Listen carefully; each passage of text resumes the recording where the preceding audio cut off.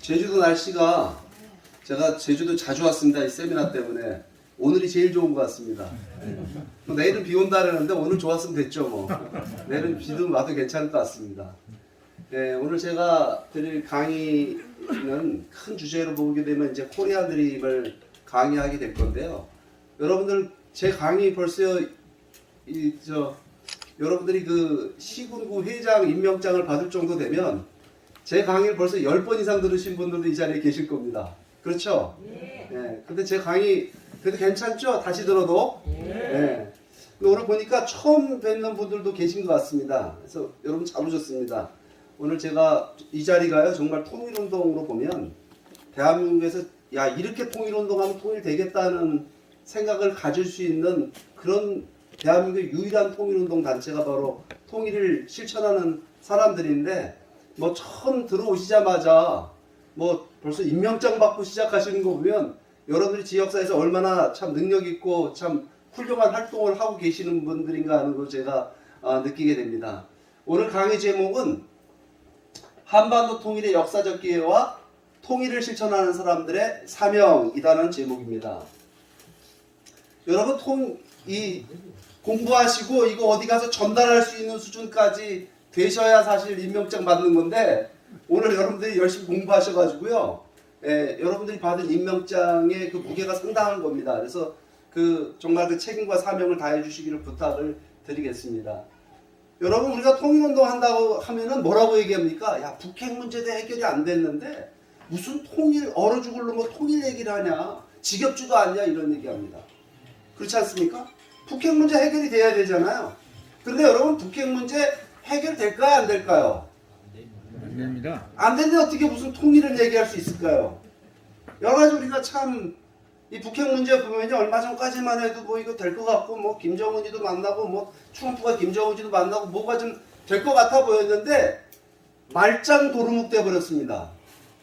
과연 이 북핵 문제가 해결이 안 되는 이유는 뭘까요? 북핵 문제가 왜 해결이 안 된다고 생각하십니까?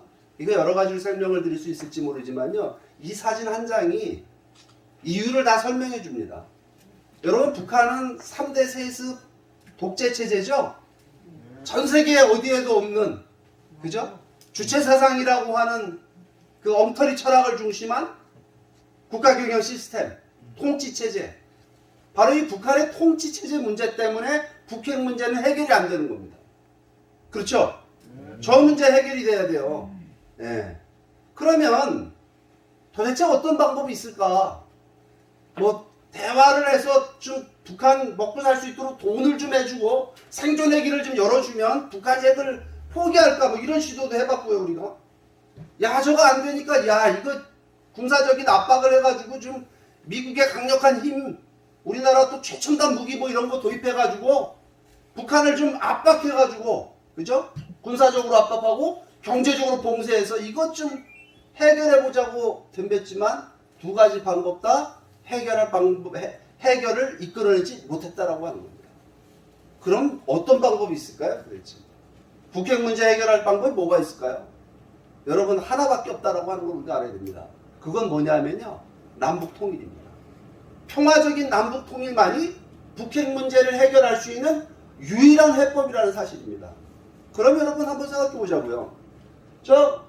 누구나 다 이렇게 얘기할 수 있죠. 평화 통일되면 북핵 문제 해결된다는 걸, 그걸 누가 모르냐, 이 바보 멍청아. 그죠? 진짜 통일만 된다면야 뭐 북핵 문제를 뭘 해결 못하겠어요. 한반도에 얽혀있는 비극적인 모든 문제가 해결될 수 있는 게 사실은 통일인데, 통일만 된다고 한다면 얼마나 기쁘겠습니까? 그죠? 그러면 저는 오늘 이 시간에 여러분들 앞에 왜 이런 이야기를 하냐면요, 통일의 기회가 우리에게 왔다라는 이야기를 좀 말씀을 드리려고 하는 겁니다. 그 꿈만 같은 통일의 기회. 여러분, 한반도를 둘러싼 지정학은 지금 완전히 바뀌어 있습니다.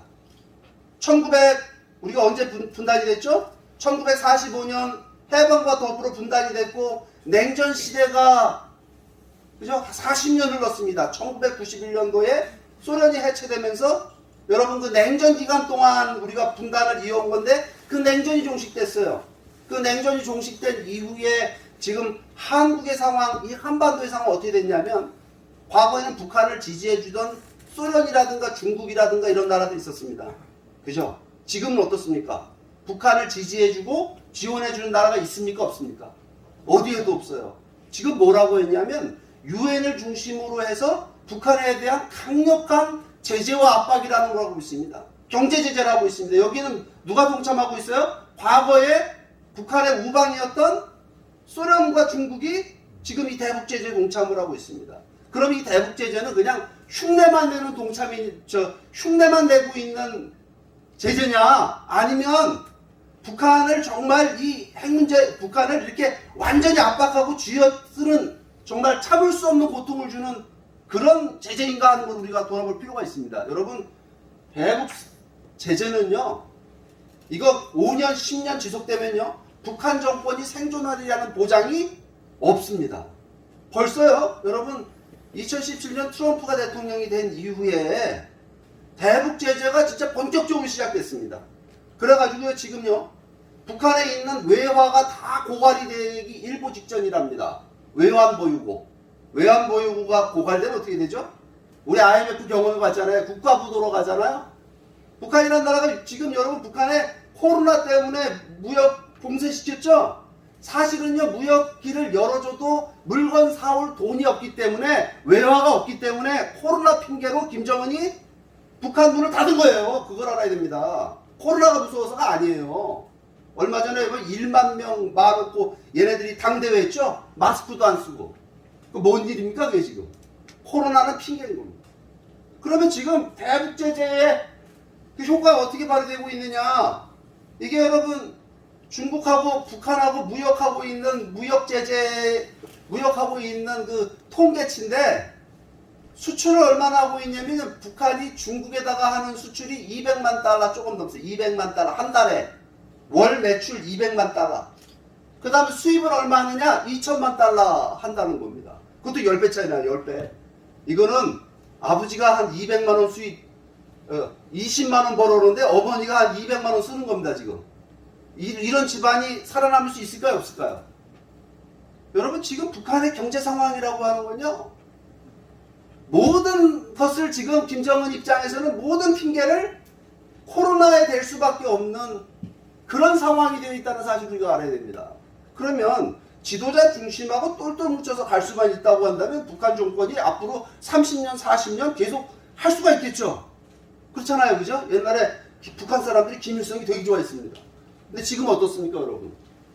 지금 북한 사회도 변하고 있습니다.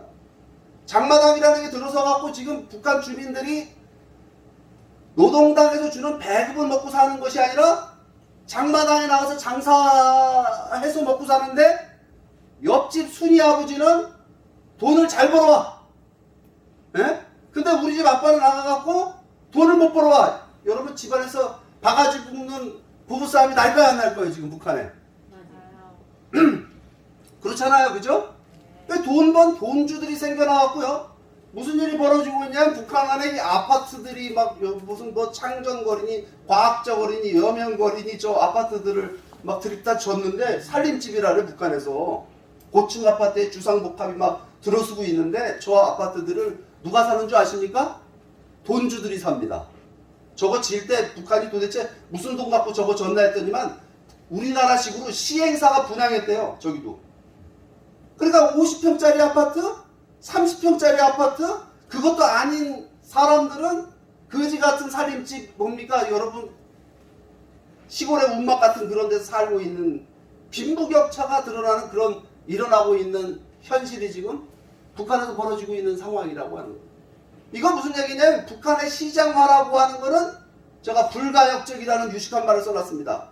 되돌이킬 수 없는 상황으로 지금 북한 체제가 변화되고 있다라고 하는 사실입니다. 거기에 그뿐인가요? 지금 외부 정보가 북한 안에 유입이 되고 있다는 거예요. 외부 정보가 어떻게 들어가고 있습니까? 정보라는 이름으로 들어가는 것이 아니라 드라마라는 이름으로 들어갑니다. 사랑의 불식착도 들어가고요. 사랑의 불식착 아세요? 네. 네. 잘하시네요. 현빈 나오는 여성분들 굉장히 웃으시네요. 네. 너무 좋아요. 너무 좋아요. 저희 집사람도 좋아하더라고요. 저 닮았다고. 아이, 농담이네. 아무튼 여러분 이게 이제 이 드라마를 통해서 한국이 어떻게 사는지 또 세계가 어떻게 돌아가는지를 북한 사람들이 보기 시작을 했어요. 그러니까 지금은 탈북 사유를 하나원에서 왜 너 탈북했냐 물어보면 먹고 살기 힘들어서 그래서 탈북했다고 얘기하는 탈북자들이 없습니다. 지금 뭐냐면 드라마 보다 보니까 남한에 가서 송혜교 좀 만나고 싶어서 남자들이 그렇게 넘어온다 그러잖아요. 그러니까 이렇게 변하고 있다라고 하는 거예요. 외부 정부가 북한에 들어가서 이게 뭘 희석시키고 있냐면 북한의 통치 철학이라고 얘기하는 주체사상이죠. 이런 것들을 완전히 까먹게 만들고 있는 상황이다라고 하는 겁니다. 뿐만 아니라 그러다 보니까 여러분 얼마 전에 여러분 한국의 기자들이 가가지고서 북한의 평양시내 돌아다니는 여자들 사진을 찍어 왔는데 이게 남한에서 돌아다니는 여자들 같아요, 그죠? 핸드백을 뭐 숄더백이라네 어깨에 매는 그죠? 굉장히 패션을 아주 이거 누구 따라하는 걸까요, 이거? 남한 드라마에 나오는 주인공들을 따라서 지금 북한의 주민들이 이렇게 생활을 하고 있다 이 말입니다. 여러분 과연 북한은 생존이 가능할까라고 하는 거예요. 제가 지금 여러분 북한 내부 문제 말씀드렸죠 지금.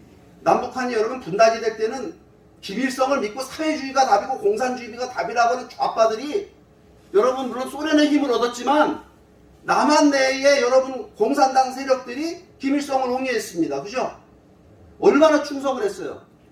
그럼 지금 여러분 북한의 지금 상황이 어떤 상황입니까? 우리가 분단을 가져왔던 남북 이데올로기의 어떤 분열? 그죠? 공산주의에 대한 충성? 이런 거는 완전히 지금 사라지고 있는 상황으로 가고 있다. 분단의 첫 번째 이유가 사라졌다는 겁니다. 두 번째 여러분 우리가 분단이 된 이유는요. 우리가 원해서 분단이 됐다기보다는 외세에 의해서 우리가 분단이 됐어요. 미소 냉전이라고 하는. 미소 냉전 끝났죠. 1991년도에 소련 해체되면서 끝났어요. 그러면 여러분 북한을 지지하고 뒤를 봐주던 외세 세력이 어디죠? 중국입니다. 중국인데 지금 여러분 한반도를 둘러싼 이 미국과 중국의 패권 정쟁이 지금 어떻게 가고 있습니까? 죄송합니다. 제가 물 좀 마시고 가겠습니다. 여러분 요즘에 뉴스 틀면 맨날 미중 패권 전쟁이에요. 그죠? 근데 한국 사람들이요. 이 미중 패권 전쟁에 대해서 그 근본적인 걸 잘 몰라요. 뭐냐면 이거 미국 사람들이 중국 사람들이 돈 잘 버니까 배 아파가지고서 중국을 내리 누르기 위해서 하는 전쟁이라고 알고 있는 사람들이 많이 있습니다. 그게 여러분 중국의 힘이 우리의 언론을 움직이는 거 아십니까? 한국 사회를 움직입니다. 한국 사람들은요 중국을 굉장히 두려워해요. 그러니까 미국 사람들이 뭐 했다면 미 대사관 앞에는 막 촛불 들고 나가서 데모하죠. 중국 대사관 앞에는요. 저 데모하는 거 한 번 못 봤습니다. 중국 두려워해요. 근데 여러분 미중 패권 전쟁의 본질은 뭔지 아십니까? 이거 여러분 경제 전쟁은요 결과적으로 붙고 있는 전쟁이고요. 이게 가치 전쟁입니다. 미국과 중국은 원래 가치 전쟁을 하고 있었어요. 어떤 것이 옳은 가치관이고 어떤 체제가 올바른 체제인가라고 하는 거에 대한 싸움을 어디서 했습니까? 여러분 한반도에서 했어요. 그게 1950년 6.25 전쟁입니다. 여러분 우리가 분단의 이유를 미소냉전이라고 얘기하지만 통일을 이룰 수 있었던 결정적인 찬스는 누구 때문에 날아갔습니까? 중공군의 개입 때문에 날아간 거잖아요. 중국이 여러분 이 한반도를 지키기 위해서 얼마가 와서 죽었습니까? 중공군이 몇만이 들어왔습니까? 30만 명이 들어왔다 그러잖아요. 그죠?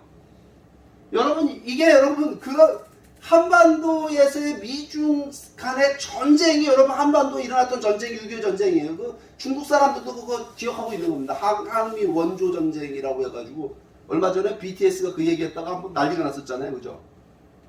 여러분 지금 이 미중 간의 전쟁이 왜 가치 전쟁인가 우리가 보게 되는 거냐. 여러분 중국이 어떤 나라인가를 우리가 봐야 됩니다.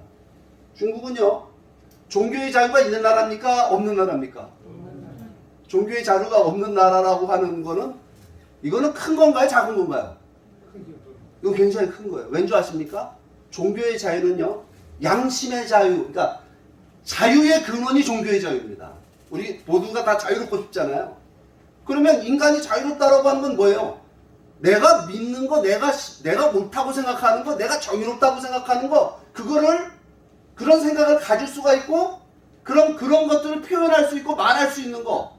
그 양심의 자유를 중심으로 해서 언론의 자유라든가 표현의 자유라든가 그죠? 모든 자유가 어디서 나오냐면 바로 이 양심의 자유로부터 나오는데 그 양심의 자유라고 얘기했을 때 그 근원적 자유가 뭐냐? 그게 종교의 자유입니다. 그 종교의 자유를 없앤다는 것은 양심의 자유를 여러분 없애는 거죠. 양심의 자유가 없다라고 하는 거는 언론의 자유도 있을 수가 없고 인터넷을 볼 수 있는 자유도 있을 수가 없고 거주 이전의 자유도 있을 수가 없는 겁니다. 그러니까 여러분 중국을 보게 되면 인터넷 할 수 없죠. 언론의 자유 없죠. 정치적 자유 없죠. 심지어는 거주 이전의 자유도 없습니다. 농민공이라고 들어보셨잖아요. 여러분. 그죠? 시골 사는 사람들이 도시 와서 일하는데 저임금 근로자로 일할 수밖에 없는. 그러니까 자국 내에서 자국인들을 식민지 삼는 나라가 중국이에요. 이거 여러분 우리가 뭐 중국이 잘 사니까 상해 북경 가보고 야 중국이 정말 괜찮은 나라다 이렇게 생각할지 모르겠지만 아직도 중국은요 유물론 공산주의 철학에서 벗어나지 않고 있고 그 체제를 오히려 더 강화하는 쪽으로 하고 있다는 사실입니다. 그렇죠? 그러니까 여러분 이게 중국이라는 나라가 그 중국 내부에서만 그냥 자기들의 어떤 통치 이념을 가지고 뭐 자기 주민들만 그렇게 하는 게 아니라 그것도 큰 문제죠. 왜? 중국이 14억을 갖고 있는 나라입니다. 14억의 인구예요. 전 세계 여러분 인구 중에 5분의 1이 중국인입니다. 그죠? 그 어마어마한 큰 나라가 힘을 갖게 되니까 개인은 못 살아도 중국이란 나라는 어마어마하게 힘을 가진 나라가 되어버렸습니다. GDP로 따지면 세계 2위 국가가 되어 있습니다. 미국 경제를 추격합니다. 사이즈로는 지금. 그런데 그 힘을 중국 내부에서만 갖고 있는 것이나 중국인들이 가지고 있는 중국인의 가치관과 중국적 질서를 세계에 확장하는 일에 나서고 있다라고 하는 겁니다. 그게 요즘에 여러분 우리가 뉴스에서 계속 보고 있는 무슨 얘기냐면 어디입니까 여기 저 남중국해의 그 영유권을 둘러싼 싸움이죠. 중국이 여기다 여러분 저 섬 있잖아요. 그 뭐 돌 좀 올라오고 있는 무인도 바위섬에다 콘크리트 때려 묻고요. 그걸 갖다가 자기 섬이라고 얘기합니다. 거기 사람을 살게 하고요. 그렇게 해놓고 거기 활주로를 깔고 항구를 설치해놓고 군함이 들어오고 공군기지를 만들고 그래갖고 여러분 여러 개의 섬들을 일본에서부터 저기 대만, 필리핀, 베트남으로 이어지는 저 지역에다가 여러분 인공섬을 만들어 놓고 자기 바다라고 주장해요. 자기 바다다. 그래서 다른 배들이 지나갈 수 없다. 여긴 자기 바다니까 자기들만 물고기 잡아먹겠다. 이런 일들 하기가 여러분 생각해보면 이 조그만 섬나라들이 중국에 맞서서 싸울 수 있는 힘이 있을까요? 없을까요? 주권을 침해하는 일이 되겠죠 이게. 그러니까 여러분 이 남중국해에 있는 남중국해 중국식 표현 동남아시아나 이 서남아시아 쪽에 있는 국가들은 전부 다 뭐냐면요 전부 반중입니다. 중국에 대한 감정이 굉장히 나쁩니다. 그 지역에 있는 심지어 화교들 있죠? 중국인들 그 사람들도 전부 반중으로 돌아섰습니다. 이게 지금 여러분 중국이 힘을 갖게 되니까 자기들이 갖고 있는 철학과 가치관을 변화시키지 않고 힘을 갖게 되니까 그 힘을 가지고 중국식 질서를 세계에 전파하는 일을 중국이 지금 하고 있는 겁니다. 그런데 이거는 여러분 이 일대에서의 아시아 지역에서의 영유권 문제만으로 끝나지 않습니다. 경제 문제 더 심각합니다.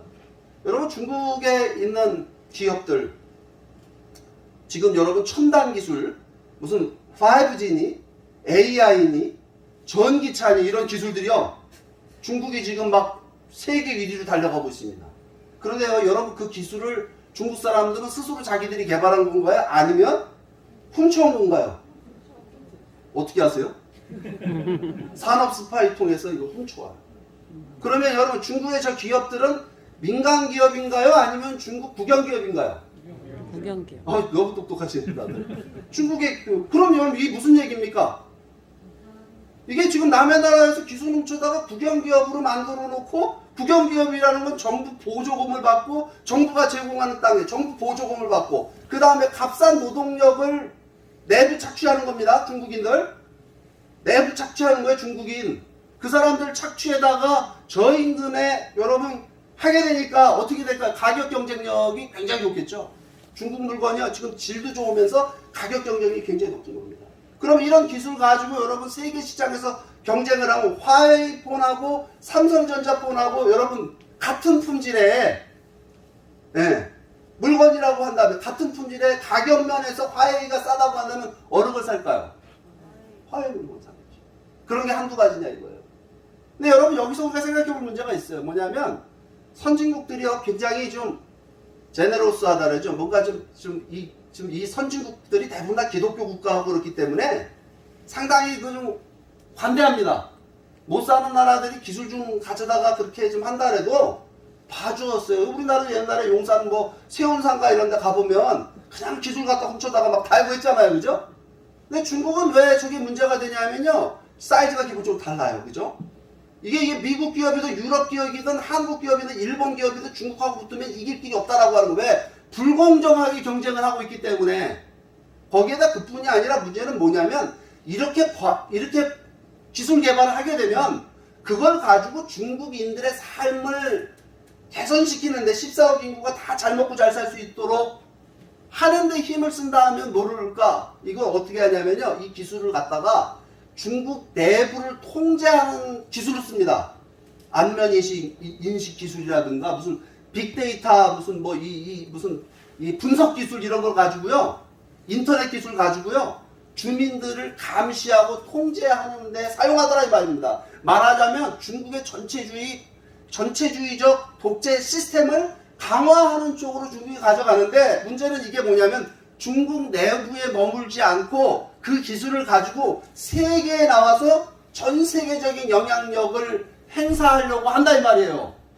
그게 지금 여러분 미중 간에 벌어지고 있는 패권 전쟁의 본질이다라고 하는 겁니다. 모든 건 어떻게 돌아가냐면 경제 싸움으로 보이고 있는 이 모든 싸움의 그 근원은 가치 문제로다가 귀결된다는 사실은 우리는 알아야 된다라고 하는 겁니다.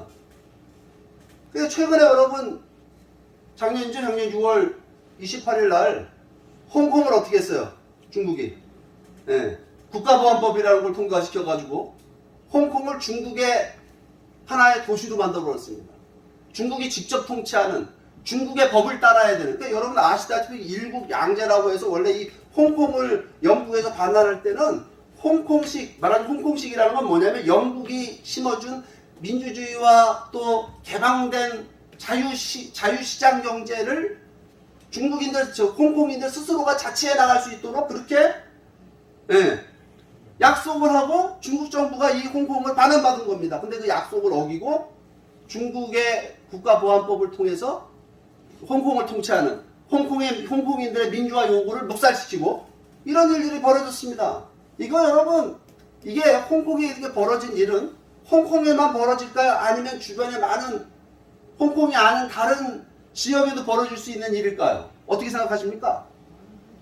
여러분 중국 지도부들 중국 말하자면 기득권 세력, 정치 세력 자기들의 이익을 지키기 위해서 기득권을 지키기 위해서 모든 것을 할 수 있는 그 무엇도 할 수 있는 그런 나라라는 사실을 우리가 알아야 됩니다.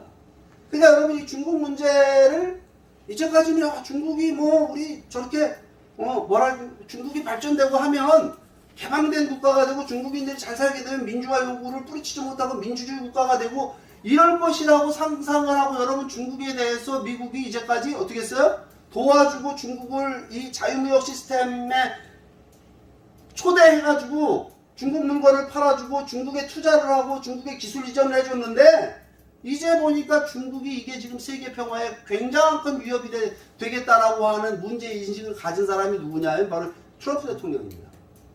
트럼프 대통령이 이번에 좀 떨어지긴 했지만요. 굉장히 큰일을 했습니다. 중국 문제의 본질을 이 사람이 지금 미국 사회에 알게 했어요. 그건 내용은 여러분 그 미국의 그 부통령인 펜스 부통령 있죠. 전 대통령인데 이분이 전 부통령이 지난 2018년 10월 4일 날 허드슨 연구소라는 곳에서 연설한 내용을 보게 되면 이제 중국에 대한 미국의 정책이 완전히 바뀐 것을 우리가 알게 됩니다. 아까도 말씀드렸지만 중국을 도와주면 중국이 개방된 국가가 되고 국제사회에 정말 뭔가 도움이 될 수 있는 그런 나라가 될 줄 알았는데 그 반대로 가고 있다. 이대로 놔서는 큰일 난다. 여기 내용을 보시면은 미국 등쳐먹, 그러니까 미국은 중국을 친구로 생각했고 개혁개방에 많은 원조를 했건만 중국 공산당은 거짓과 사기를 일삼으며 중국의 자유와 바람에 역행하는 모습을 보여왔고 미국을 등쳐먹으며 거짓적 국가 운영을 포기하지 않고 불법적인 방법으로 세계를 지배하고자 하는 야욕을 보여왔다. 이게 여러분 미국인들이 중국에 대한 정의가 되어버렸습니다. 네. 그 싸움이 이제 시작이 된 겁니다.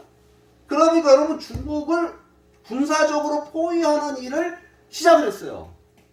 중국을 뺑뺑 에워쌌습니다. 그죠? 미국 군사력만 갖고 하는 게 아닙니다. 미국의 모든 동맹 국가들이 나섰습니다. 여러분 미국의 동맹 국가가 어디에 있어요? 제일 큰 거. 나토라고 있죠? 유럽연합. 이건 전부 미국하고 한편입니다. 일본과 호주를 중심한 이 아시아 국가들, 인도까지 포함해서 이거 어디의 편이에요? 이거 다 미국 편이에요. 거기다가 여러분 그 영유권 문제에서 중국과 맞서고 있는 베트남이라든가 대만이라든가 필리핀이라든가 이 모든 서남아시아, 아시아, 동남아시아에 있는 모든 국가들이 누구 편이에요? 미국 편을 섰어요. 여기에 여러분 군사적으로 압박하는 것뿐만 아니라 관세를 가지고 처음에는 트럼프가 엄청난 중국 물건에 대한 미국 시장의 관세를 매기는 조치를 했죠. 관세 전쟁. 그 다음에 환율 조작국 지정을 해갖고 위안화 가치를 끌어올리게끔 하는 조치를 했죠.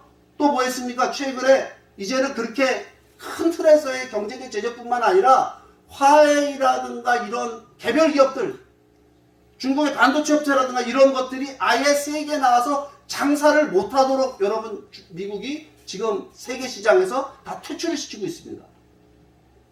그죠? 알고 계십니까 이거? 이런 일이 지금 벌어지고 있어요. 그럼 여러분 생각해 보세요. 어디가 이길까요? 미국하고 중국하고.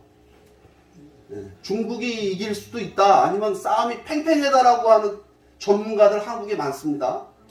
여러분 미중 패권 전쟁은요 볼 것도 없습니다. 지금 중국 사람들이 이거를 어떻게 보고 있는가를 보면 알 수 있어요. 여러분 중국의 다윗이라고 하는 중국 국방연구소의 이 사람 학자인데요. 이 사람은 강경파랍니다. 중국 내부에서도.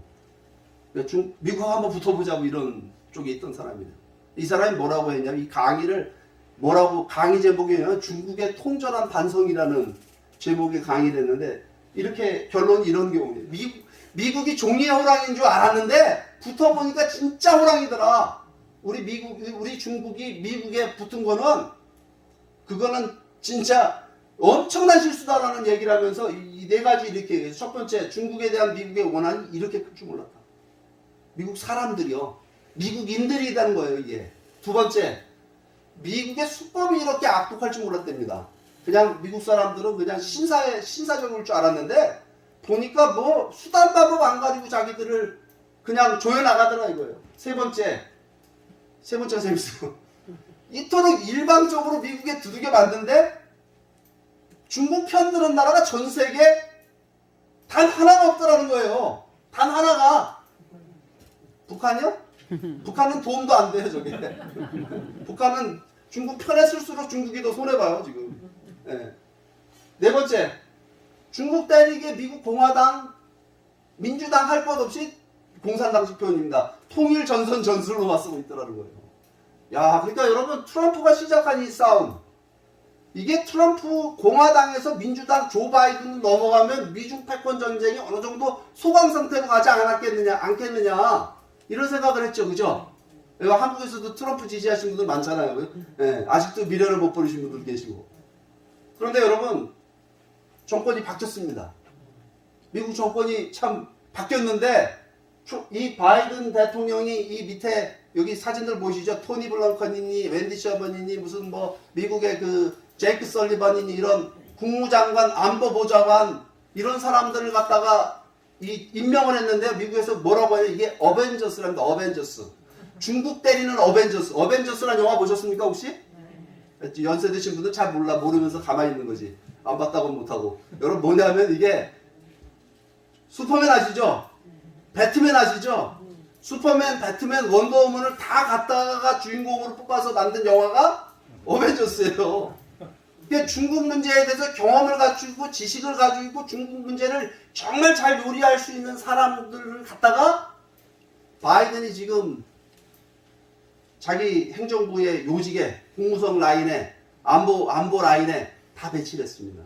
여러분 지금 뉴스 보시면요. 중국하고 미국하고 얼마 전에 알래스카에 국무장관 회담을 했는데 욕설이 오고 갈 정도의 진짜 외교적 프로토콜이라는 건 눈 씻고 찾아볼래야 찾아볼 수 없는 그런 협상을 지금 하고 있습니다.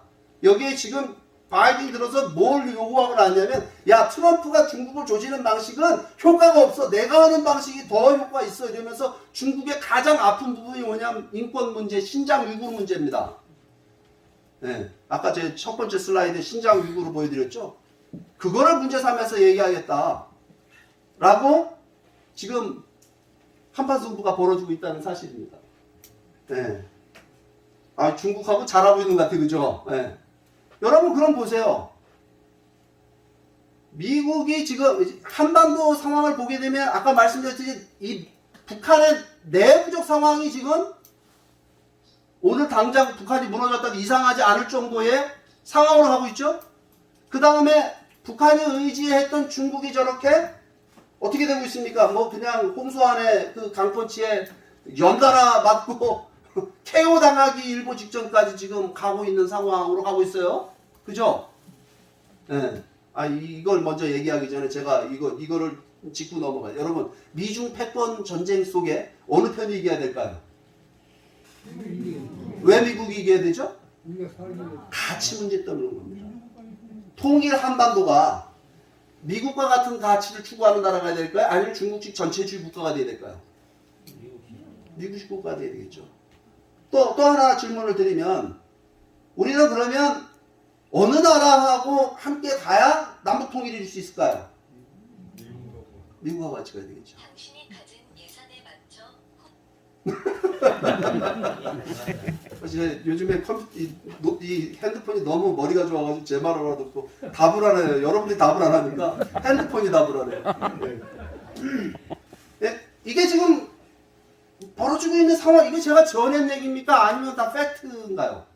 다 사실이에요. 제가 지어낸 얘기가 아무것도 없습니다. 제 의견이 아니다 이 말이에요. 이건 전부 지금 한반도를 둘러쓰고 벌어지는 일들이기 때문에 지금 이런 역사적 환경, 이런 시대적 환경은 이거는 우리가 정신 바짝 차려야 되겠죠. 우리 정치하는 사람들도 잘해야 될 거고, 그죠? 우리 대한민국 국민들도 이 문제에 대해서 관심을 굉장히 가져야 됩니다. 왜냐하면 여러분 생각해 보세요. 우리의 운명은 항상 우리 반만년 역사라고 얘기하는데, 근데 반만년 역사뿐만 아니라 근대사에 들어서는 현대사에 들어서서 외세의 영향에 의해서 우리의 운명이 결정됐기 때문에 그렇습니다. 이런 부분들을 우리 통일을 실천하는 사람들은 잘 알고 있어야 됩니다.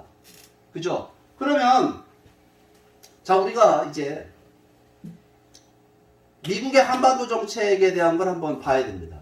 미국은 지금 이 상황에서 자 중국하고 저렇게 붙고 있는데 어떤 정책을 갖고 한반도를 상대하고 있냐 이거예요. 자 우리 연세 드신 분들을 보게 되면 한미동맹 정말 중요하다고 얘기해요. 그죠? 근데요 미국이 한반도 문제를 늘 잘했던 게 아닙니다. 미국이란 나라 우리 원조해주고 우리 6.25 때 구해주고 정말 뭐 그죠?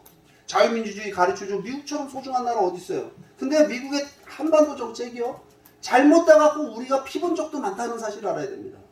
여러분 1905년도에 일본의 아시아에서의 우월적 주의를 인정해주는 조약을 미국이 일본하고 했습니다.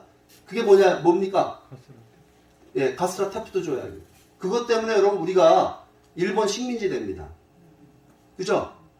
그리고 1945년 해방이 될 때 2차 세계대전이 끝날 때 미국이 일본의 나가사키 히로시마에 원자폭탄 2방 터뜨려갖고 일본을 미국 단독으로 사실은 이 태평양전은 끝을 내요. 근데 자신이 없어가지고 루즈벨트 대통령이 얄타라는 데 가가지고 스탈린한테 이 소련군이 좀 참전 좀 하게 해달라고 얘기합니다. 도와달라고 얘기해요. 그런데 이 소련 정보기관들이 그 원자탄 터뜨릴 거 알고 원자탄 터진 다음이죠. 선전포고하고 들어와갖고 소련군이 38선까지 내려오죠. 그 바람에 우리가 미소 분할 점령이 되고 미소 분할 점령 되게 됨으로써 우리 분단이 시작된 겁니다. 그걸로 끝이 아닙니다. 여러분 에치슨이라는 국무장관이요. 에치슨 라인이라는 거 있잖아요. 그죠? 어디다 걷습니까? 일본하고 대만하고 필리핀을 이렇게 연결해가지고 거기까지만 우리가 지킨다. 한국은 방어선 바깥이다. 이렇게 선포하는 바람에 김일성이 오판해가고 이렇게 일어난 전쟁이 뭐예요? 6.25 전쟁이잖아요. 그 미국이 한반도 정책이 잘못되니까 우리가 이렇게 된 거예요. 또 어떻습니까, 여러분? 메가더 장군이 5,000분의 1이라고 하는 확률 5,000분의 1의 그 인천 상륙작전을 성공시켜갖고 어디까지 올라갑니까? 압록강까지 올라갑니다. 6.25 전쟁, 기왕 난 전쟁을 통일로 마무리할 수 있었습니다. 그런데 워싱턴에 있었던 정치인들 있잖아요. 워싱턴에 그 메가더에게 명령을 내리는 명령권자들이요. 스탈린하고 모택동하고 한파 붙는 거가 걱정이 돼가지고 확전될까봐 뭐 그렇죠. 그래가지고 어떻게 되냐면 메가더 장군한테 휴전선 38선 150km 이상은 미군이 작전하면 안 된다. 그래갖고 여러분 145태 중공군 들어와가지고 145태 내갖고 우리가 여러분 3년 전쟁을 어디서 했습니까? 휴전선 근방에서 고지전한 거잖아요. 그죠? 뭐 밀고 올라오는 거 없잖아요. 소강 상태로 그 휴전 협정 기다리면서 대부분의 시간을 기다린 겁니다. 지금 제가 왜 미국 얘기를 하냐면요. 미국의 한반도 정책이 우리한테 정말 중요한 건데 그 미국의 한반도 정책이 잘 됐을 땐 우리가 참 이득을 보지만 잘못됐을 때는 우리가 피해를 보는데 지금 여러분 그 논리는 지금도 통하는 얘기죠. 오늘날 미국의 한반도 정책이 뭐냐 이거예요. 이거 우리가 사실은 굉장히 관심 갖고 봐야 된다는 얘기입니다. 그러면 미국의 한반도 정책은 지금 뭐냐면요. 한반도에서 즉 북한에서 핵 문제만 해결하겠다는 겁니다. CVIP라고 들어보셨죠? 완전하고 검증 가능하고 불가역적인 핵폐기.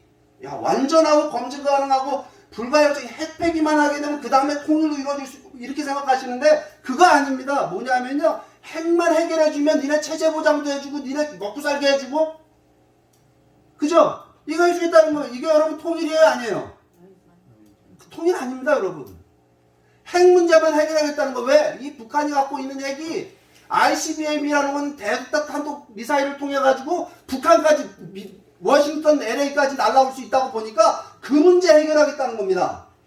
근데 이건 여러분 어떻게 됐습니까? 해결됐어요 안 됐어요? 해결 안 됐어요. 이거니까 제 강의가 좀 짧아졌는데 이거 왜 해결 안 되는지를 설명할 이유가 없어졌습니다. 해결이 안 됐어요. 그죠? 싱가포르 회담, 하노이 회담 하면서 결국은 결렬되고 끝났는데 이거 왜 안 될 일이었냐, 처음부터 안 될 일이었느냐 하면 아까 제가 말씀드렸듯이 북한의 통치체제를 변화시키지 않으면요 북핵 문제는 해결이 안 된다는 겁니다. 이게 무슨 얘기냐면 북핵 문제는 북한 문제의 본질적 문제가 아니고 전체 문제도 아니고 이거는 현상적 문제이면서 부분적인 문제다라는 겁니다. 그 얘기는 뭐냐면 근본적 문제에 대한 해결이 없이 여러분 이 문제는 해결이 안 된다라고 하는 겁니다. 포괄적 전략으로 나가야 된다. 그러니까 명확한 비전을 중심으로 해서 포괄적 전략으로 나가야 된다라고 하는 겁니다. 여러분 미국 이거요. 미국 사람들 놓고 하는 얘기예요. 지금 사실은 미국 전략이 이렇게 가야 된다는 얘기를 저희가 하고 있는 겁니다. 뭐냐면 미국의 대외 정책 중에 가장 실패한 대외 정책이 뭔지 아십니까? 월남전입니다. 월남전이요. 이게 1975년도에 끝났잖아요. 그죠? 10년 끄는 전쟁입니다. 이 전쟁이 시작됐을 때 미국과 월남의 군사력의 차이라고 하는 거는 그 베트공과의 군사력 차이라고 하는 거는 뭐 이건 상대가 안 되니까 뭐라고 얘기했냐면 이거를 탱크와 죽창의 전쟁이라고 했어요. 미사일과 죽창의 전쟁이라고 얘기했습니다. 그만큼 미국이 강력한 그러니까 군사력이라는 측면으로도 어마어마한 압도적인 우위를 갖고 있으니 미국이 이 군사적인 힘만 가지고 들어가면 베트남 문제를 해결할 수 있을 거라고 해서 들어갔다가 월남전에서 패배했죠. 결과적으로. 네. 근데 이거 왜 졌느냐면요. 명확한 비전이 없었습니다. 미국은 도대체 베트남 문제를 어떻게 마무리 질 것이냐는 목표가 비전이 불분명했고 그래가지고 결국은 월남전 가가지고서 돈은 돈대로 쓰고 사람은 사람대로 죽고요. 미국 사람이 58,000명이 미국 병사들이 죽었습니다. 지금 워싱턴에 가보면 여러분 베트남 베트남전에서 죽은 사람들의 그 기념 공원이 있는데 가면 굉장히 우울해요. 굉장히 많은 사람이 죽었어요. 수십만 명의 상위군이 나왔습니다. 그리고 지금까지도 미국 사람들이요, 베트남 가가지고서 그렇게 이 초강대국 미국이 베트남 베트공들한테 저렇게 당하고 나왔다는 거에 대한 자존심이 얼마나 상했는 줄 아십니까? 여러분 보시면요, 미국에서 이 베트남전이 왜 졌느냐 돌아가 보게 되면요, 결국은 베트남 가서 전쟁에서 진 게 아니라 미국 내부의 여론전에서 졌다는 사실을 알아야 됩니다. 미국 내부의 여론전이 뭐냐면 베트남전을 반대하는 반전 운동이 뭘 캐치프레이즈로 들고 나왔냐면 이거 명분 없는 전쟁이다 이렇게 얘기했어요. 명분이 없다는 건 뭐예요? 비전이 없었다는 겁니다. 명확한 비전이 없이 어떻게 어떤 마무리를 질 것이냐라고 하는 목표 없이 들어갔다가 여러분 패배한 전쟁이 베트남 전쟁입니다. 근데 성공 사례가 있습니다. 어떤 게 성공했냐면 명확한 비전과 포괄적 전략을 가지고 접근했던 사례가 성공을 했어요. 그 첫 번째 사례가 뭐냐면요, 이 마샬 플랜이라는 이 미국에 여러분 마샬 국무장관이라고 있었습니다. 트루먼 대통령 시절인데 이 마샬 국무장관이 2차 세계대전이 끝나 1945년 2차 세계대전이 끝나고 유럽 전체가 이 누굽니까 히틀러에 해가지고 제토미가 됐잖아요. 경제가 다 망가지고. 그러니까 유럽의 망가진 경제를 갖다가 부흥하기 위해서, 부흥시키기 위해서 만든 플랜이 뭐냐면 유럽 재부흥 프로젝트인데, 그 프로젝트를 누가 기초했느냐? 마샬 국무장관이었기 때문에 이걸 마샬 플랜이라고 합니다. 그러니까 미국이 유럽에 대해서 경제 원조를 해주는 거예요. 그런데 이게 보면 경제 원조를 얼마나 하냐면 자그마치 137억 달러라는 돈을 유럽에 쏟아붓습니다. 137억 달러가 얼마나 큰 돈인지 아십니까, 여러분? 당시에 1947년도 137억 달러. 여러분, 우리가, 그거는 제가 예를 드는 게 뭐냐면, 우리가 1965년 일본으로 받았던 보상금, 얼마죠? 3억 달러. 유상 3억 달러, 무상 5억. 그거, 우리 적게 받았다고 나가 데모하고 막, 그랬었잖아요. 그죠? 근데 그게 얼마나 큰 돈이었냐면요, 그거 갖고 경부고속도로 놓고, 포항제철 놓고, 그 박정희 대통령 시절에 우리나라의 그 경제 기초를 놓는데, 그 3억 달러가 그게 어마어마한 역할을 한 겁니다. 맞죠? 그럼 여러분, 이건 1965년이나 1947년도에 137억 달러를 미국이 유럽에 원조를 해줘요. 미국 예산을 가지고. 이거 큰일이에요, 작은 일이에요? 엄청나게 큰일이에요. 그런데 미국이 이걸 원조해 줄 때 조건을 하나 걸었습니다. 어떤 조건을 걸었냐면은 유럽 국가들 중에 미국식 민주주의, 말하자면 자유민주주의와 자유시장 경제를 받아들이는 나라만, 그걸 실천하는 나라만 이걸로 가져가라라고 했습니다. 근데 당시 여러분 동유럽 국가들은 공산주의 소련 편이었잖아요. 이 국가들은 한 푼도 못 가져갑니다. 서유럽 국가들이 이 돈을 받아다가 경제 발전에 성공을 합니다. 그 돈을 나눠주는 지구가 뭔지 아십니까? 그 돈을 나눠줬던 지구가 OECD입니다. OECD 많이 들으시죠? 뉴스마다 OECD 그러잖아요. OECD가 뭐냐면 선진국 클럽인데, 왜 그 선진국 클럽이 탄생이 되게 됐느냐? 사실은 미국이 나눠주는 원조금을 나눠주는 기구에 속해 있는 국가들이 미국 원조 받아갖고 다 잘 사는 선진국가가 됐기 때문에 그 OECD가 선진국 클럽이 된 겁니다. 여기서 여러분 이게 놀라운 걸 우리가 보게 됩니다. 당시 이 마샬 플랜은 명확한 비전을 가지고 있어서 뭐냐면 민주주의의 확산이라고 하는. 그래서 이 마샬 플랜이 성공하게 됨으로써 소련과 동유럽 국가들이 공산화를 이 서유럽 쪽에 군사적으로 압박을 하고 서유럽 국가로다가 막 진출하고 있었잖아요. 이거를 막는 방파제를 만들어냅니다. 그 유럽에 세운 방파제는 유럽 국가들뿐만 아니라 어디로 막았습니까? 대서양 밖에 있는 미국도 막아내는, 미국까지 지켜주는, 말하자면 안보동맹이 탄생이 되게 됩니다. 그 안보동맹을 우리가 뭐라고 부르나요?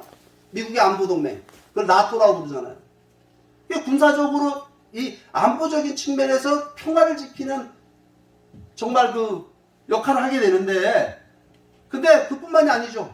뭐냐면은 이 국가들이요, 이 미국이 이 마샬 플랜 때문에 정말 많은 돈을 법니다. 그 뭐냐면 이 유럽 국가들이 다 부유한, 이제 말하면 경제 성장을 하게 되니까 미국하고 교역을 하게 되잖아요. 교역을 하게 되니까 이 교역을 통해서 미국이 엄청난 교역량이 늘어나면서 미국이 돈을 벌게 돼요. 근데 여기서 더 놀라운 건 뭐냐면요, 이 돈을 미국 달러로 나눠줍니다. 원조로 나눠주는데 130조 달러가 미국 달러예요. 그럼 받는 사람 입장에서 어떤 돈을 주든 고마운 일이잖아요. 그래서 받은 거죠. 그 바람에요. 미국 달러가 세계 기축통화가 된 겁니다. 세계 기축통화라고는 지위를 미국이 알게 된 건 원래 황금성이 있고 뭐 여러 가지 얘기를 하지만 사실은 이 마샬 플랜의 영향이 커요. 그러니까 여러분 이게 진짜 미국의 대외 정책 중에 가장 성공한 프로젝트라고 얘기할 수 있겠죠. 또 하나 성공한 프로젝트를 얘기한다고 한다면 메가더 장군의 일본 재건 프로젝트입니다. 일본이 여러분 군국주의 그 천황을 중심한 이 군국주의 일본이 그야말로 태평양 일대에서 침략 야욕을 가지고 2차 세계대전 이렇게 무수히 많은 정말 아시아인들에게 피해를 줬잖아요. 그죠? 그래서 이걸 갖다가 원자폭탄 터뜨려갖고 미국이 이제 장악을 했어요. 무조건 항복을 했습니다. 일본 천황 히로히토가 나와. 그죠? 그러면 그때 당시에 룰을 보게 되면 미국이요. 이 일본을 식민지로 삼아야 되는 겁니다. 그죠? 전순국가로서 일본에다 총독부 만들어 놓고 일본을 식민지 삼아도 되잖아요. 근데 그렇게 안 하고 미국이 어떻게 하냐면요. 일본을 도와줍니다. 그게 메가더의 일본 개혁이에요. 군국주의 체제에서 자유민주주의 체제로 변화시키는 개혁을 메가더 장군에 의해 갖고 일본이 추진이 되고 그리고 미국이 일본에 대한 엄청난 경제적 지원을 합니다. 이게 여러분 세계사에 전쟁했던 국가들끼리 했던 일 중에 선례가 없는 일을 미국이 하는 거예요. 여러분 그 바람에요. 이 일본이 돈을 벌죠. 일본이 한국전쟁 거치면서 굉장히 부유한 국가가 되잖아요. 그러고 미국하고 교역을 하죠. 그래서 미국이 돈을 벌었겠죠. 근데 돈을 번 것뿐만 아니라 일본의 미군 기지가 일본에 나와 있죠. 그래서 여러분 이 아시아 태평양 지역에서 미국을 방어하는 안보의 보루가 됐죠. 일본이란 나라가. 네. 그게 여러분 어마어마한 변화가 생긴 거예요. 그러니까 무슨 얘기냐면 이 마샬 플랜과 일본 재건 프로젝트는 세계사에 있어서 미국이 끼쳐준 굉장히 미국만을 위한 것이 아니라 전 세계에 엄청난 이익을 가져다 준 대외 정책입니다. 뭐냐면요. 이걸로 인해서 여러분 대서양이 마샬 플랜의 성공에 의해서 대서양이 미국 바다가 되고요. 이 메가더의 일본 재건 프로젝트가 성공함으로써 태평양이 미국 바다가 됐어요. 그래 미국 바다가 됐다는 얘기는 미국이 제국주의냐? 그게 아니라요. 여러분 한국의 현대 상선이 바다에 나가면 안전을 누가 보장해 줍니까? 우리나라 해경이 쫓아나가요? 뭐죠 이거? 어떻게 자유롭게 우리가 항해를 할 수 있죠? 이거 미국 군함이 지키고 있는 겁니다. 국제법을 앞세워서. 박수 한번 쳐주세요 이거. 왜 이게 갑자기 미국으로 가서 이런 얘기를. 여러분 한반도 통일을 위해서 미국이 정책을 쓴다면 월남전과 같은 모델로 접근해야 될까요? 아니면 마샬 플랜과 같은 접근을 해야 될까요? 마샬. 이제 처음 하셨죠 여러분? 예. 여러분 미국이요 독일 통일 과정에서 미국이 보여줬던 리더십도 엄청납니다. 여기 여러분 이 대통령 누구죠? 오른쪽에 있는 분? 왼쪽에 있는 레이건. 여러분 좋아하시죠? 추억의 진짜 대통령이잖아요. 이분이 우리 세계적으로 참 그 말하자면 존경을 받는 건 냉전을 종식시킨 대통령입니다. 맞죠? 이 두 분의 대통령이 냉전을 종식시킨 사람들이에요. 부시 대통령하고. 레이건 대통령이 소련을 압박을 했어요. 내일도 제가 이 강의를 좀 할 건데요. 압박을 해가지고 결국은 경제 봉쇄하고 군사적으로 압박합니다. 그래갖고 소련이 무너집니다. 소련이 힘이 빠지니까 어떤 일이 벌어지냐면 동유럽에 있는 공산주의 국가들, 소련의 위상 국가들이 소련으로부터 탈출하기 시작합니다. 그죠? 탈출을 하는 와중에 동독의 주민들이 베를린 장벽을 넘는 일이 이제 생겨온 겁니다. 국경을 넘어가는 일이 생기게 됐어요. 이게 아주 우연찮게 그냥 무슨 뭐 신문 기자가 오브 한번 때린 것 때문에 이렇게 됐다 그러잖아요. 그죠? 근데 여러분 이게요. 이게 담벼락쯤 넘었다가 가지고 동서독 통일이냐 그거 아닙니다. 왠지 아세요? 그것만 갖고 통일이 되는 게 아니에요. 왜냐하면 독일 주변에 있던 모든 국가들이 서유럽 국가들, 소련, 동부라파 국가들이 동서독 통일을 다 반대했습니다. 그죠?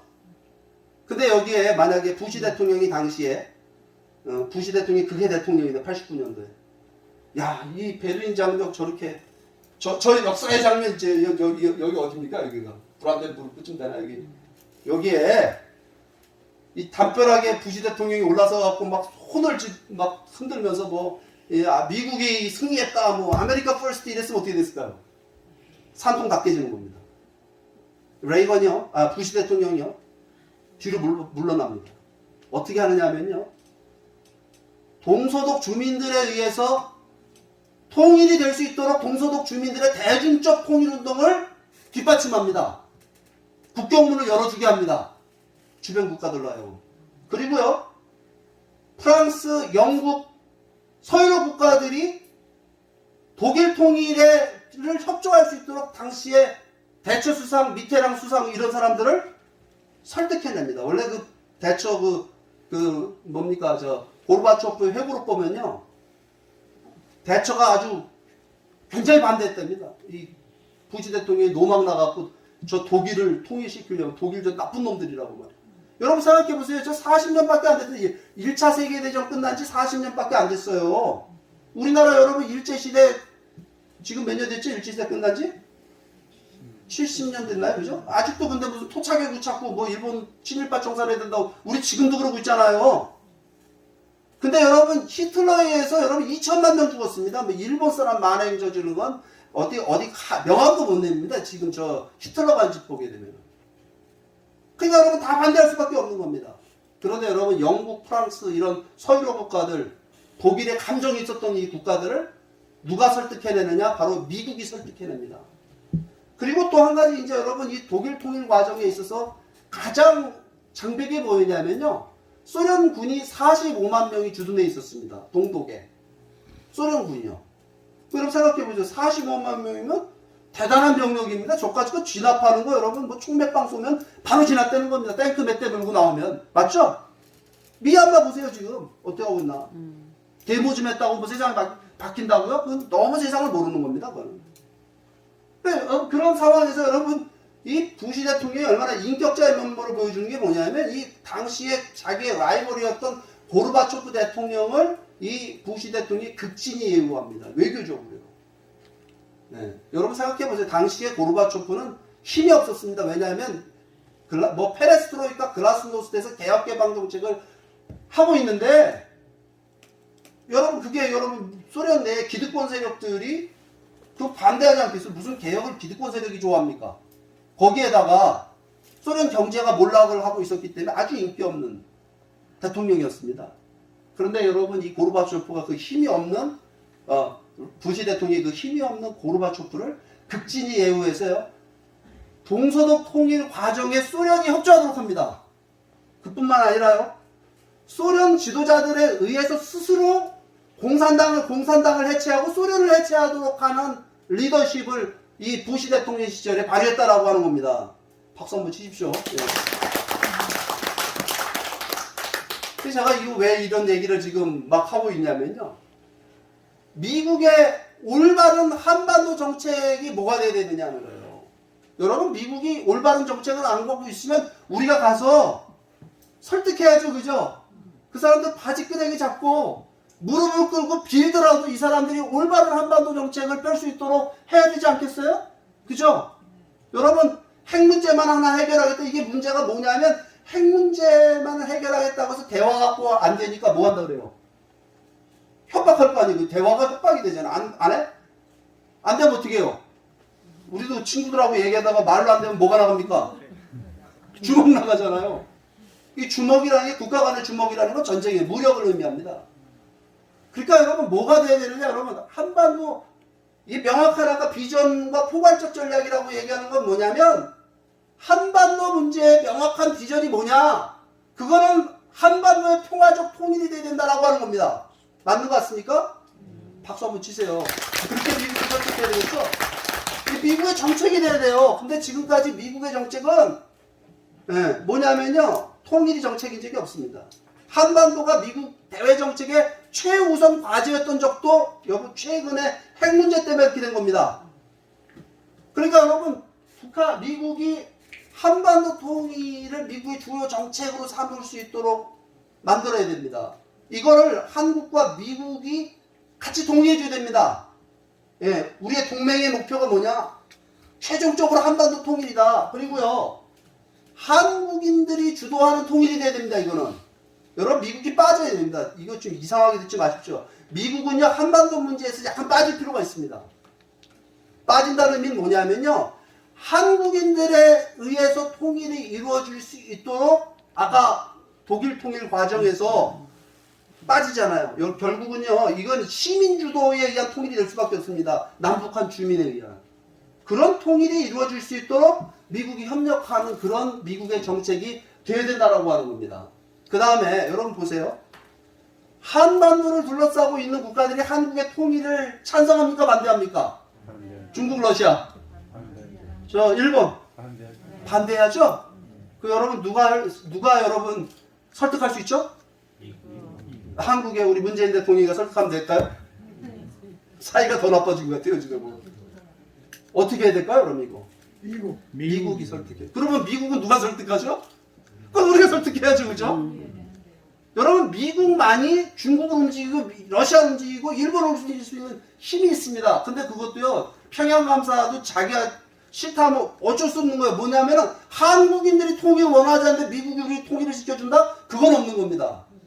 맞죠? 그리고 또 한 가지가 있어요. 아까 제가 마샬 플랜 말씀드렸잖아요. 미국의 한반도 정책은 뭐냐면 통일 한반도를 경제적으로 지원하겠다는 전략을 세워야 됩니다. 이거는요, 저희 우리 문현진 회장 중심으로 해서 미국의 싱크탱크를 설득하는 일을 이거거든요. 뭐냐면요, 한국이 자유와 인권을 보장하는 통일된 국가가 되잖아요. 네, 미국의 자유민주주의적 가치를 말하자면 따라가는 국가가 한반도 전역에 탄생이 되면요, 한국은요, 이 아시아 지역에서 미국의 최고의 우방이 됩니다. 중동에 이스라엘이 있다고 한다면 이스라엘이 최고의 우방이잖아요. 한국이 미국의 최고의 우방이 될 수 있습니다. 그 얘기는 뭐냐면 한국이 대박난다는 뜻이에요. 힘낼 수 있겠잖아요. 그리고 여러분, 이 중국과 러시아, 아직까지 이 유라시아 대륙은요, 르네상스가 안 왔습니다. 정신적 르네상스가 안 왔어요. 아직도 전체주의입니다. 여기에 여러분 영향을 줄 수 있는 그런 입지적 조건을 갖고 있는 나라 어느 나라예요? 한국이에요. 이거 제가 이 얘기하는 끝도 없는데, 그렇기 때문에 한국인들에게만 경제적인 부담을 지게 하면 안 됩니다. 통일 문제에 있어서. 예, 미국과 국제사회가 유엔을 비롯해서 한반도 통일에 적극적으로 경제적 지원을, 마샬 플랜과 같은 계획을 세워가지고 한국을 지원하도록 해야 된다라고 하는 건데, 이런 통일운동 해야 되겠죠? 네. 그럼 여기서 여러분, 북한의 선택이라는 거 한번 생각해 보자고요. 여러분, 지금 북한 지도자들, 북한의 운명을 결정지을 수 있는 그 북한의 기득권 세력들, 이 사람들 고민이 있을까요, 없을까요? 김정은이 고민이 있을까요, 없을까요? 있죠. 있죠. 그죠? 여러분 생각해도 여기 가게 가서 앉아 있는데 식당에 손님이 없어. 그래 우리가 가니까 반갑게 맞이는 해줘요. 그죠? 그죠? 근데 주인은 어떨까요? 매출이 계속 주는데, 손님이 안 오는데, 가게세는 계속 내야 되고. 요즘에 그런 자영업 하시는 분들 많잖아요. 여기도 아마 계실지 몰라. 승질 나갖고 여기 나가겠다고 따라오시는 분들 있을지 몰라요. 장사도 안 되고. 여러분, 지금 북한이 어떤 상황일까요? 북한이 의지할 수 있는 나라도 없어. 중국에 의지해봐야 그것도 안 돼. 그렇다고 과거에 남한처럼 남한의 옛날 햇볕 정책 이런 거 하면서 북한에 이렇게 원조도 해주고 그랬는데, 남한도 그거 해줄 처지가 못 돼요. 왜? 남한도 대국제제의 국제적 틀 안에 있는 거지, 이게 무슨 우리가 밖에 있는 게 아니단 말이에요. 중국도 참여했는데 어떻게 남한이 거기 지금 그걸 빠져갖고 이탈해갖고 이게 우리 민족 문제라고 빠져나갈 길이 있습니까? 안 되게 돼 있습니다. 그러니까 삶은 소대가리가 웃니 이런 얘기 하는 거예요. 골장 다 봤다 이거 아닙니까 지금? 그 북한 내부를 돌아봐도 이 사람들이 보니까 지금 북한 주민들도 생각이 계속 바뀌고, 저렇게 제재를 몇 년이고 당하다 보면 저게 5년 10년 버틸 수 있냐 이 말이에요. 여러분 생각해 보세요. 저런 제재를. 그러니까 김정은이의 심정은 뭘까요? 옛날에 그런 노래 있어요. 울고 싶어라, 이거 그죠? 울고 싶어라 내 마음. 아마 김정은이 그런 심정일 것 같아요. 김정은이가 근데 요즘 보니까 미친놈 같아. 살은 이렇게 쪄가지고 말이야, 서해에서 그 뭡니까 그 해상에서 그 우리 공무원 그 쏴주기 그 불태우는 거 맞죠? 그게 제정신이라고 생각하세요 그게? 정신병자. 이제 여러분 보세요. 저렇게 뭐라 그러죠? 이거를 광기라죠 광기.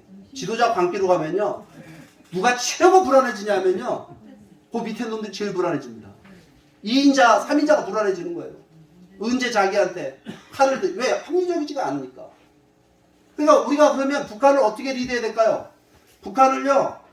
북한 지도자들이 선택을 할 수 있도록 해야 돼요. 어떤 선택을 해야 되느냐? 이것도 올바른 선택을 해야 돼. 얘들도 힘이 없는 게 아닙니다. 핵무기도 갖고 있고요. 군사력도 갖고 있어요. 방사포를 갖다 서울로다 가기 시작하면 개전 몇 시간 만에 얼마가 죽는데나? 이런 일이 있을 수가 없어요. 왜 그런 일이 여러분 안 일어난다고 생각하십니까? 그러니까 여러분, 제일 좋은 방법은 뭐냐면요.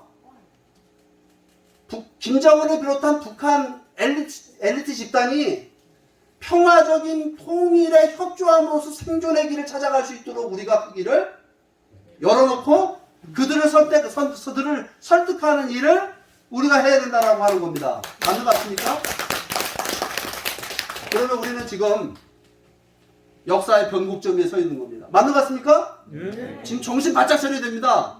근데 이 변곡점에 서 있다는 사실을 여기에 있는 우리 통일선사만 제대로 알고 있지 밖에 나가보면 여러분 몰라요. 그냥 먹고 마시고 노느라 정신 빨려 있습니다. 지금. 맞는 것 같습니까? 정치인들끼리 싸움이나 그냥 계속 하고 앉아있고. 그죠? 이런 정신을 차리고 있는 국가 지도자가 있냐 이 말이에요. 여러분. 누가 있습니까? 오늘 우리가 굉장히 책임과 사명이 막중하다. 굉장히 중요한 자리에 왔다라고 하는 겁니다. 그러면 이런 상황이 왔는데 그럼 우리는 어떻게 통일을 이룰 수 있을 것이냐. 그거 제가 이제부터 강의를 드릴 건데요. 10분만 쉬었다가 화장실 갔다 와서 하도록 하겠습니다. 네, 감사합니다.